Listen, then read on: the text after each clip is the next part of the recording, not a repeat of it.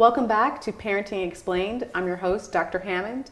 And today we have a really special panel here to discuss many questions that we have as parents. So we have a team of experts in the field of mental health and education. They're going to introduce themselves, and then we're going to give you some great tips to help you on your journey through parenthood. Jesse McCarthy, if you could tell everyone about yourself. I've been in education for about 15 years, started as a teacher, ended up becoming a principal or head of school, got into building schools as an executive level, and now I work with parents and teachers and kind of guiding them how to interact with children. Wonderful. Thank you so much. My name is Kimberly Wilson. I'm the Director of Innovation at Lutz Learning Center. We're a private school for children age 2 through grade 8. And what's unique about our school is that it's the school my mom founded for me when she couldn't find the quality of education she expected as a teacher herself. Wonderful. I love that. Thanks. Great. Dr. Carpenter. Yeah, my name is Dr. Brad Carpenter, and I am a clinical psychologist here in Atlanta. I've been working in the mental health field for over 20 years. I currently work for a company called Capstone here in Atlanta and do evaluations for underserved populations. Excellent. Thank you so much. And Anna. My name is Anna Aluisi, and I am a couples therapist and mental health counselor. I specialize in multicultural relationships, and I have a private practice in Tampa, Florida. Wonderful. Thank you so much. So as you see, they're just a wealth of experience, many years of experience to help you today. We're going to start talking about, many of you have a lot of experience in the field of mental health or education. What have you seen has been like the number one thing to really help a child thrive in life? Because many parents want their children to be successful, of course. So what is it that has really helped a child thrive that you've seen?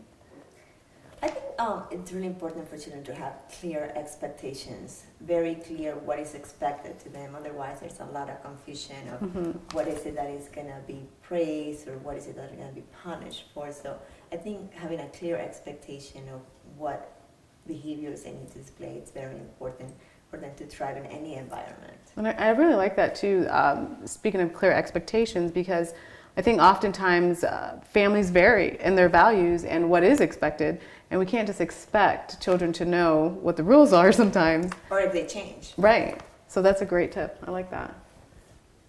What else have you found has just been really helpful to help children thrive?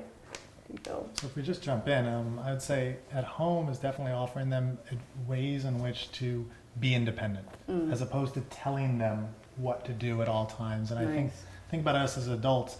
Imagine being told what you're going to eat every single night for maybe 15 years of your life. Not fun. No. And I think the same with what you're going to do on the weekend. If somebody told me this is what you're doing every Saturday and Sunday for 15 years of my life, I would be upset. And as an adult, I would be horrified. Yeah. So if we start to think about ourselves in their shoes, it's very, very helpful. And a lot of that has to do with independence from my experience. I like that. I really like that because, like you said, you're right. We have to give children some sense of choices. Otherwise, they're not going to know how to use critical thinking skills when they get older. So I love that. I love that idea too. Yeah, I can't but help. I mean, how do you get better than expectations and choices? I can't agree more in the things that you guys have said. And I think specifically, you want to really say to them and have those discussions about, what those expectations are and what the choices are and what the choices that they might have, but to go through a lot of those processes. I'm a big advocate of role playing out. Well, if you choose to only eat mac and cheese for dinner every single night, then what do you think is going to happen? So making sure that they understand the consequences. When you're talking about expectations, you've got your expectation and you've got a positive and a negative. And when you have a choice, you also have a positive and a negative. So getting in front of some of the things that could potentially happen by continuing those conversations. That's a good point too, because a lot of times, parents will say, because I told you so, and that's it. But really to teach them what the consequences are, because in real life, there are consequences. Absolutely. So to get their brains working so they can think, okay, what are the consequences of my behavior? So great tip. And so you guys have talked about engaging, with your kids. And, the second part of that would just be modeling the kinds of behaviors that you want to see. If you're asking someone to do something, then you're going to be a lot more credible if you're willing to do it yourself. And even if it's taking time to develop your interests. Are your children seeing that you're taking time to develop your interests? And so they want to be like you when they're younger, especially, right? And so you have to really take advantage of that admiration, at least in the beginning, and work with them and just try to teach them through the, like you guys were talking about, the spoken words and the conversation, the dialogue, but also the nonverbals. I like that. Just doing it in your own life. I like that, the nonverbal piece too. Because again, if you're, as a parent, I mean, everyone's guilty of it sometimes, but if we're always on our cell phones or always on our laptops, and to tell our teens, especially, not to be on it 24/7, then we're not really role modeling what's best for our children. So I think consistency is also very important. That sense of routine, and I think it provides security for everyone, not only for the kids, but for us to know kind of what to expect. I think we all want to feel secure, and security is something that children need in order to thrive. Right. I agree. Consistency is definitely key. So those are some really great tips. We're going to continue learning all of the great things that you have to share right after this.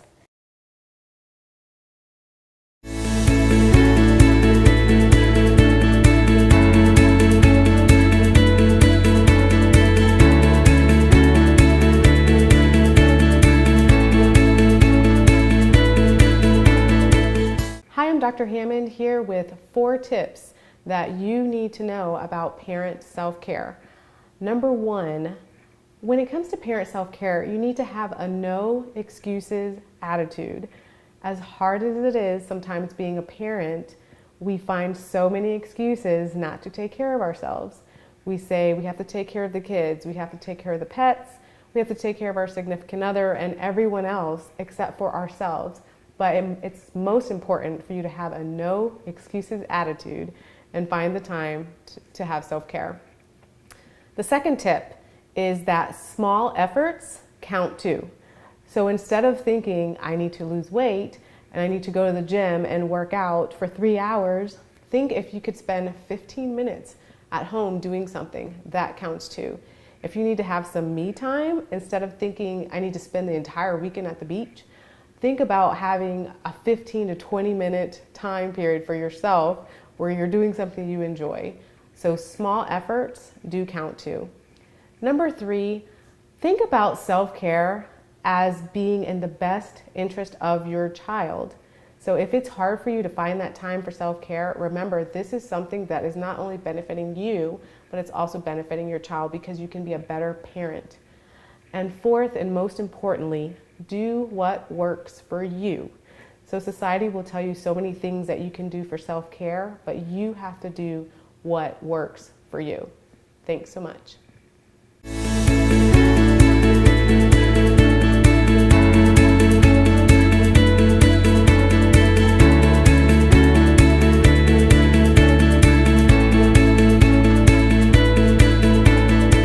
Welcome back to the show. We have some amazing experts today, a panel of experts today talking about ways to help your child emotionally and socially. And one of the things that parents often say is there's so many barriers out there. So maybe they'll say, but the school system is tough, or health insurance is an issue, or I don't know what to do. What can you say to parents to sort of help them navigate through all of these barriers? Be present in the moment every day. You know, your middle schooler doesn't want you to walk them to school. Do it anyway, but don't do it in the geeky dad or mom way. Show up, be a parent volunteer, go on field trips, throw the party at your house. Be present in every moment that you can, because that way you're showing your child that you have their back in every moment. So in that moment that they need you, they're not going to hesitate to come to you. I like that. I mean, I think it definitely is very important. Obviously, and there may be some parents where there's a stay-at-home parent, or there's some parents that are working multiple jobs, but wherever you fit into that, be present as much as you can. I love that. I like that a lot. Any other thoughts on I think that it's important to have a sense of community, whether it is through your spiritual beliefs or maybe support groups, because like if they're having trouble finding the resources or the school's not helpful, and they don't have insurance. I mean, there are a lot of people that might be struggling the same way. We just don't know them because we isolate. I think that in this new age that we live through our cell phones, it's so easy not to talk to your neighbor. But there's just so many communities out there that are out there that can provide help. So really and the making sure to support. use your community support as well, and using your support system. It sounds like Absolutely. as well. I love that. I like that And I too. think jumping off of these, just talking about spiritual, and then in terms of being present, more in your internal presence as you as an adult. How are you feeling about the situation? What's going on in your life? Yeah. Because a lot of times, when we're lacking something in our own lives, we feel the need to try to correct somebody else's life. And I think the happier we are with ourselves as parents, as educators, as just as human beings, the more connected we're going to be with our children, the more we're going to think, how can I aid my child, as opposed to being overbearing or not aiding him enough when we're comfortable with ourselves. So kind of I having like that that presence too. in yourself. I like that because we tend to, as parents, really want to make sure that our children are okay and checking in constantly with our children. But like you said, you have to check in with yourself too, Yeah. as a parent. Great tip. Love it. Any other thoughts? Well, I wanted to pick up on what you said as far as groups and community and accessing these resources, because a lot of people, because they're worried about cost, may think that they just can't do it. But there's so many ways we can do it, and especially with technology, with all the bad technology has. The good is you can organize these kind of events, and there's a lot of therapy that goes on at book clubs and at barbecues and things like that, where you have a chance to get multiple opinions and see how parents are dealing with kids in vivo right there at whatever you're doing. Or just social media, Facebook groups, there's a Mom lot of forums. forums that there can be like support groups where there are other people that you can connect and have similarities with. They might not be in the same city you are, doesn't mean that they're not struggling in the same way you are. Absolutely. There's Yeah, a so specialty forum for everything. That's great. I mean, those are really great tips. So finding an online forum, maybe a reputable online forum, if your child, there's a lot of forums out there, but if your child is struggling with a behavioral issue or in school or with a mental health issue, there's a lot of support out there. So those are excellent tips. Thank you so much, and we'll be back right after this.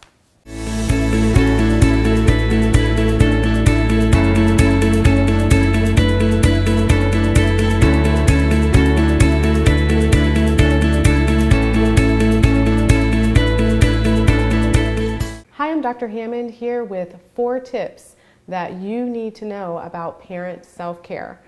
Number 1, when it comes to parent self-care, you need to have a no excuses attitude. As hard as it is sometimes being a parent, we find so many excuses not to take care of ourselves.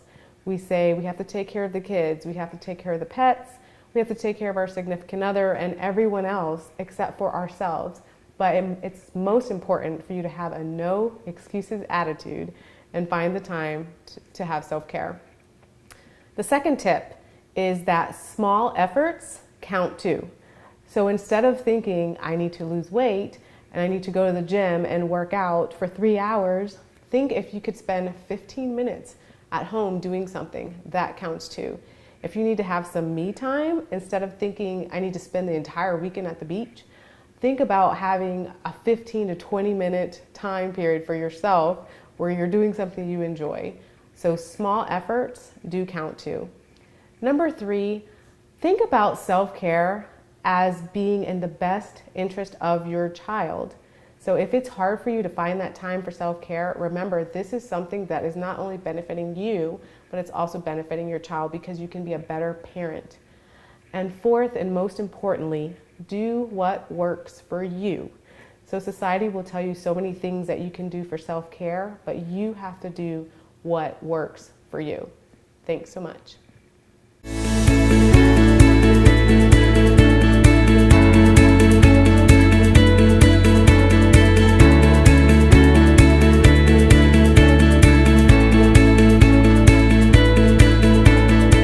Welcome back to the show. We've been talking about many different things that you can do at home with your children and also finding other resources.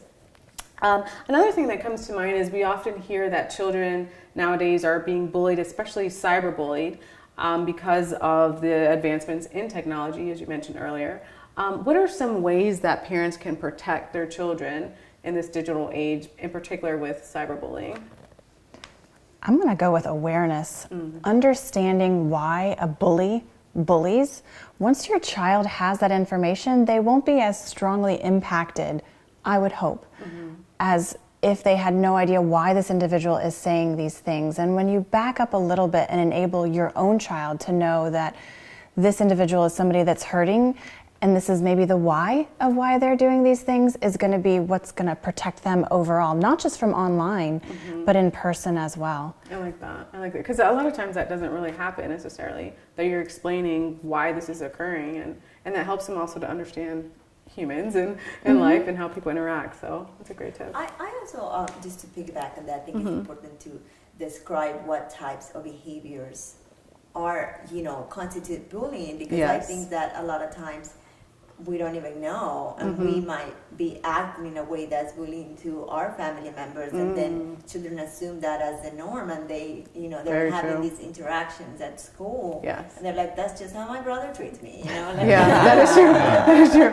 That's actually really true. So I think it's important to really educate right ourselves, so we can have these talk and say, like, these are like bullying behaviors. That's a right? great point. And this is not accepted at our house. Otherwise, it will be very confusing. Right, and that's a great point. That being beat up by your little brother at home is one thing, but really how you should be treated at school or anywhere else or online is really important to have those conversations. Right, and that distinction between physical bullying versus emotional or psychological is important, because your kid 9 times out of 10 isn't going to come home with a bruise from these interactions. And so how do you get to what is going on in their daily life? And I my personal approach is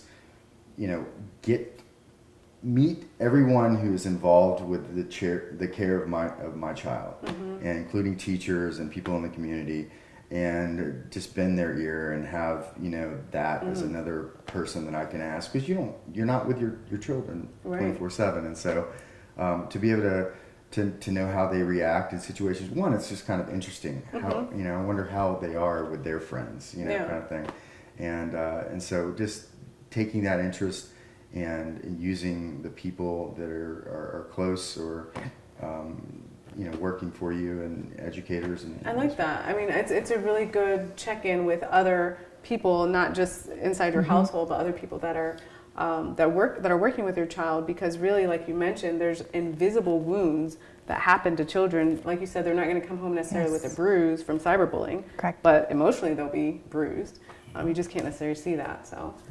Yeah, and I would say, I think the clarity of what is bullying is so important, because one child might think this is bullying, the other child, as you said, might think, oh, this is normal play. So that's really important. Yeah. But also, I think some of our children are not being taught how to say no. So I think about schooling, but most of our education is somebody telling you what you're going to do every single day, Very true. and they're not making choices. Right. So when a bully comes up and does something that maybe they don't like, well, that's the way the world is. People do things to me or tell me to do things, and I do them. Right. So I think teaching our children and instilling in our children that they have a voice and a choice in matters that affect them, and they can say no. Just like as an adult at your job, it's okay to say no sometimes. Yeah. And I think a lot of us have failed to know that you can say no to people. Yeah, I like that. And I just, to follow on that, I think that sometimes for parents it's difficult to accept when children say no to us, and what is our reaction to that no, right? And I think that really creates that internal conflict, because we do want to teach them to be assertive and to make choices for themselves so they can be independent. But how do we deal with their no to us, right? Yeah. How are we going to handle that so we can role model for them? And that's a great point. And I love both of those points, because really it's about teaching children the boundaries, like you said, and where that is, because it is easy in school to just say yes to everything. Yeah, and in my field in Montessori education, we use this term freedom within limits, because I think that's playing on what we're talking about. We don't want to just say, hey, do whatever you want, it's your life. There are limits. Here's the limits. But within those limits, you have all this freedom. So I like that.